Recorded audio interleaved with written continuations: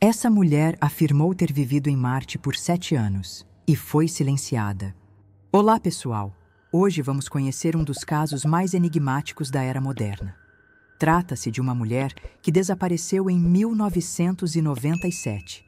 Reapareceu 7 anos depois, dizendo que havia vivido em Marte, e após contar sua história, desapareceu novamente. Dessa vez, sem deixar sequer um traço. Essa é a história real de Carmen Rossetti, uma comerciante italiana cuja vida comum foi interrompida por algo que desafiou toda explicação lógica. O que você está prestes a ouvir pode parecer impossível à primeira vista, mas os detalhes, os registros e as consequências desse caso mostram que há muito mais acontecendo fora do nosso alcance do que imaginamos. Carmen Rossetti vivia na cidade de Brescia, no norte da Itália. Era proprietária de uma boutique chamada Bella Donna, especializada em moda feminina. Durante 15 anos, ela administrou o negócio com dedicação e disciplina, ganhando o respeito de clientes e vizinhos. Carmen era conhecida por seu comportamento reservado, sua postura discreta e sua organização quase obsessiva. Não tinha filhos, nunca havia se casado e mantinha um círculo social restrito, com poucas amizades de longa data. Apesar da vida simples, enfrentava os desafios com serenidade, até que a crise econômica da década de 90 atingiu sua loja de forma devastadora. Com as vendas em queda e as dívidas acumulando, Carmen decidiu encerrar suas atividades comerciais em outubro de 1997. O plano seguinte era começar uma nova vida na Argentina, país que vinha pesquisando havia meses. Aprendeu o básico do espanhol, reuniu documentação necessária e já havia informado o dono do imóvel que deixaria o apartamento. Tudo indicava que ela estava pronta para a mudança. Mas em meados de novembro, algo que ninguém poderia prever aconteceu. No dia 16 daquele mês, Carmen desapareceu sem deixar qualquer rastro, sem bagagem, sem despedida, sem movimentações bancárias. O desaparecimento causou estranheza imediata, especialmente para sua amiga mais próxima, Maria Fontana. Carmen não era do tipo impulsiva e jamais deixaria seus pertences para trás. Seu apartamento estava intacto, roupas dobradas, comida fresca na geladeira, documentos e dinheiro para a viagem, tudo exatamente no lugar. A polícia tratou o caso inicialmente como uma fuga voluntária, talvez motivada por dívidas ou problemas pessoais. No entanto, a ausência total de movimentações em contas bancárias, chamadas telefônicas ou registros de viagem, fez com que as dúvidas se acumulassem, e com o tempo, o caso esfriou. Durante 7 anos, Carmen foi oficialmente considerada desaparecida. Aos poucos, seu nome desapareceu dos jornais, seu rosto deixou de circular entre os vizinhos e sua história foi engavetada como tantas outras. Até que, em 8 de outubro de 2004, Maria ouviu 3 batidas rápidas e 2 lentas em sua porta. Um código que usava com Carmen desde a juventude. Ao abrir, ali estava ela. Parada, intacta, com a mesma aparência de quando sumiu. Sem rugas adicionais, sem cabelos brancos, sem nenhum sinal de que o tempo tivesse passado. Usava roupas de tecido estranho, de brilho metálico sutil, e disse: "Eu sei que tenho muito a explicar." Naquela tarde, as duas se trancaram em casa para conversar longe de ouvidos curiosos. Carmen começou a relatar o que havia vivido. Contou que no dia do desaparecimento, enquanto ia ao banco fechar sua conta, foi abordada por 2 homens de terno escuro. Eles disseram fazer parte de um projeto científico internacional e afirmaram que ela havia sido selecionada para uma missão experimental. Seu perfil era considerado ideal, sem filhos, em transição de vida, inteligente e sem laços fortes. Ela foi conduzida até um veículo sem janelas, transportada por uma longa distância até uma instalação subterrânea. Lá, passou por uma série de exames físicos e psicológicos. As máquinas, os procedimentos, tudo era diferente de qualquer hospital ou clínica que conhecesse. Segundo Carmen, os equipamentos eram silenciosos, mas incrivelmente eficientes. O ambiente era frio, metálico, mas não hostil. Havia médicos e técnicos de diferentes nacionalidades. Ninguém explicava muito, mas todos sabiam exatamente o que estavam fazendo. Após ser considerada apta, Carmen foi informada de que seria levada para uma colônia experimental em Marte. Inicialmente, achou que fosse uma piada, mas logo teve suas dúvidas dissipadas ao ver com os próprios olhos a nave que a transportaria. Ela descreveu a nave como cilíndrica, silenciosa, feita de um material que lembrava cerâmica fosca. Não havia janelas. A propulsão parecia não causar vibração alguma.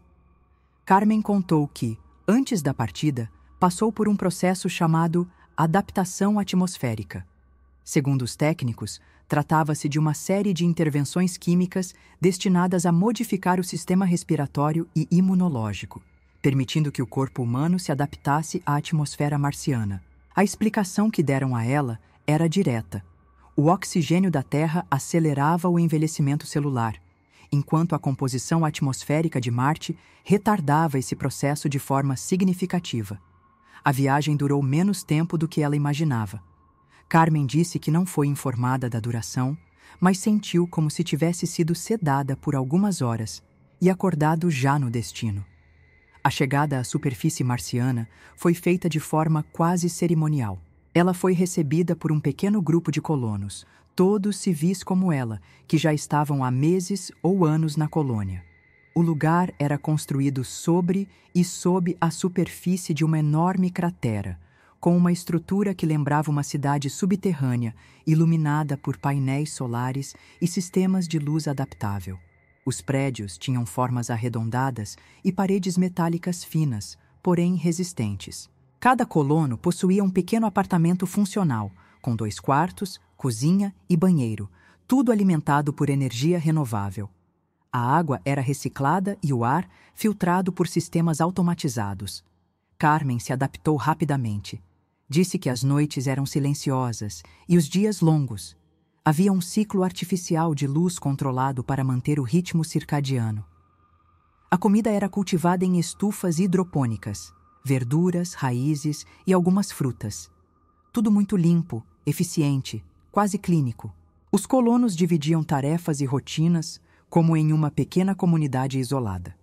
Cada um tinha sua função e seu espaço. O mais surpreendente para Carmen era o nível de organização.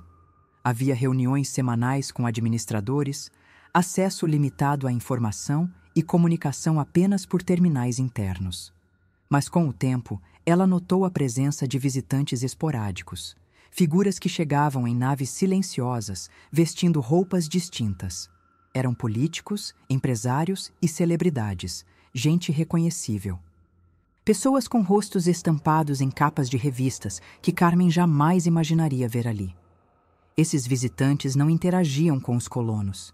Possuíam áreas reservadas e seguranças. Segundo ela, estavam ali apenas de passagem, mas alguns possuíam moradias permanentes. Carmen viveu por mais de 7 anos naquela colônia marciana. Sua rotina era marcada por tarefas de manutenção, observação e cultivo. Aprendeu a lidar com equipamentos complexos, a manter o sistema hidráulico funcionando, a registrar dados ambientais. Disse que sentia uma estranha clareza mental, como se o próprio ar do planeta alterasse sua percepção. Não havia dor de cabeça, não havia ansiedade. Era como viver fora do tempo. Mas aos poucos foi compreendendo que aquele lugar não era apenas um experimento científico. Era uma estrutura montada e mantida em segredo para um propósito muito maior e muito mais exclusivo. Os indícios começaram a se acumular de forma silenciosa. Carmen notou que a maioria dos colonos não fazia perguntas.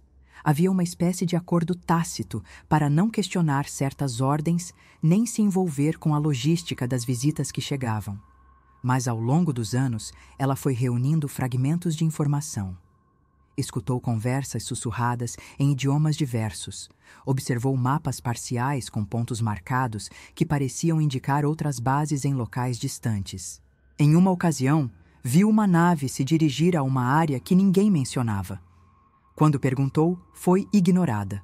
Aos poucos, foi descobrindo que aquela colônia era apenas uma entre muitas. E mais, cada uma com uma função específica, algumas para pesquisas genéticas, outras voltadas ao entretenimento e descanso de figuras ilustres da Terra. Em conversas discretas com alguns poucos colonos mais antigos, Carmen ouviu relatos de instalações subterrâneas gigantescas, com estruturas dignas de cidades inteiras. Um deles afirmou ter trabalhado por um período breve em um desses complexos, onde se falava abertamente sobre a preparação de Marte como um plano de contingência para as elites. O projeto era financiado por uma combinação de governos poderosos e corporações transnacionais. A justificativa era simples. A Terra estava se aproximando de um ponto crítico, climático, econômico e político. Era preciso ter um refúgio seguro, invisível aos olhos do público, onde os mais influentes poderiam sobreviver caso tudo entrasse em colapso. O que mais perturbava Carmen era a maneira como os civis, como ela, haviam sido recrutados. Pessoas com vidas instáveis, em crise, isoladas socialmente. Perfis perfeitos para desaparecerem sem levantar suspeitas. Segundo os administradores, esses civis serviam de mão de obra, testes sociais e até mesmo como cobertura. Suas histórias, caso viessem a público, pareceriam absurdas demais para serem levadas a sério. E, de fato, essa lógica foi aplicada. Quando Carmen foi informada de que seria enviada de volta à Terra, não recebeu explicações. Apenas uma despedida fria e a promessa de que, se falasse, ninguém acreditaria. Disseram que qualquer tentativa de contar a verdade a colocaria em risco. Ela retornou exatamente ao mesmo local onde havia sido capturada, 7 anos depois.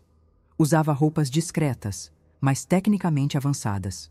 Carregava algumas amostras de materiais desconhecidos e pequenos objetos da colônia, escondidos em compartimentos improvisados. Procurou sua amiga Maria no mesmo dia e contou tudo. Mas logo percebeu que sua volta não havia passado despercebida. Em poucos dias, notou carros estacionados por longos períodos em frente ao prédio, pessoas desconhecidas observando sua rotina e ligações silenciosas a qualquer hora do dia ou da noite. Tentou manter-se firme, mas começou a sentir que era apenas uma questão de tempo até que fosse silenciada. Em diversas tentativas, procurou jornais, universidades e especialistas, mas não foi levada a sério. Alguns riram, outros a ignoraram. As poucas amostras que conseguiu mostrar desapareceram misteriosamente após encontros com supostos analistas. Certa vez, ao retornar para casa, encontrou seus armários revistados. Nada foi levado, exceto um caderno onde anotava suas lembranças e registros técnicos da colônia. Carmen sentiu o cerco se fechar. Começou a preparar uma nova fuga, desta vez real, para a Argentina, como havia planejado anos antes. Acreditava que, longe da Europa, poderia se esconder definitivamente e recomeçar. Mas, em 8 de janeiro de 2005, desapareceu outra vez. Maria encontrou apenas uma nota, escrita com caligrafia estranhamente formal. Carmen dizia que estava partindo para sempre, pedindo para não ser procurada. A amiga, no entanto, estranhou o tom. As palavras não pareciam dela. A polícia encerrou o caso como fuga voluntária e nenhuma investigação adicional foi feita. Foi então que os sinais começaram a se repetir, agora com Maria. Os mesmos carros parados por horas, os mesmos olhares suspeitos, a mesma sensação de estar sendo vigiada. A amiga passou a manter registros, armazenar tudo o que lembrava das conversas e documentos que Carmen havia compartilhado. Com o tempo, notou algo ainda mais inquietante. Sites que Carmen costumava visitar passaram a apresentar falhas. Páginas sobre exploração de Marte sumiam dos resultados de busca. Pesquisas sobre colonização interplanetária levavam a erros de carregamento ou redirecionamentos estranhos. Maria, antes cética, começou a crer que havia algo de muito maior por trás da história da amiga. Procurou estudiosos discretamente, entregou cópias de anotações e recebeu apoio de alguns pesquisadores alternativos. Um deles, Alessandro Mariani, professor da Universidade de Milão, estudou o caso por meses e chegou à conclusão de que ou Carmen era uma visionária com acesso a informações do futuro, ou havia vivido algo que transcendia o que conhecemos. Anos se passaram, mas o caso nunca desapareceu completamente. Nos bastidores da pesquisa alternativa, Carmen Rossetti é citada como uma das poucas pessoas que afirmaram ter participado de uma colônia marciana secreta e voltado para contar. Os elementos que ela descreveu, antes considerados absurdos, começaram a aparecer de forma gradual em notícias e declarações públicas. Bilionários investindo em voos para Marte, empresas desenvolvendo habitats marcianos, políticos falando abertamente sobre planos de evacuação planetária. Detalhes que antes pareciam ficção começaram a ganhar contornos de realidade. Hoje, o nome de Carmen não consta mais em registros públicos italianos. Seu desaparecimento foi arquivado como encerrado, sem suspeitas de crime. A loja Belladonna virou uma cafeteria e o prédio onde morava foi reformado. Maria ainda vive em Brescia, mas evita falar sobre o caso em público. Diz que sente que ainda está sendo observada. Mantém um cofre com cópias das cartas de Carmen, alguns documentos digitalizados e gravações de conversas antigas. Disse que, se algo acontecer com ela, tudo será divulgado para pesquisadores confiáveis. O caso Rossetti permanece sem solução, envolto em camadas de silêncio, vigilância e dúvidas que parecem cada vez menos improváveis. E diante de tudo isso, resta apenas uma pergunta que ecoa entre aqueles que estudam casos como este. E se Carmen estivesse mesmo dizendo a verdade desde o início? E se há, neste exato momento, colônias secretas operando em Marte, habitadas por uma elite que se prepara silenciosamente para um futuro que nós, cidadãos comuns, sequer imaginamos? Se isso for real, talvez Carmen Rossetti não tenha sido silenciada por estar louca, mas por saber demais. E nesse caso, seu desaparecimento não seria o fim de uma história, mas o início de uma revelação que o mundo ainda não está pronto para enfrentar.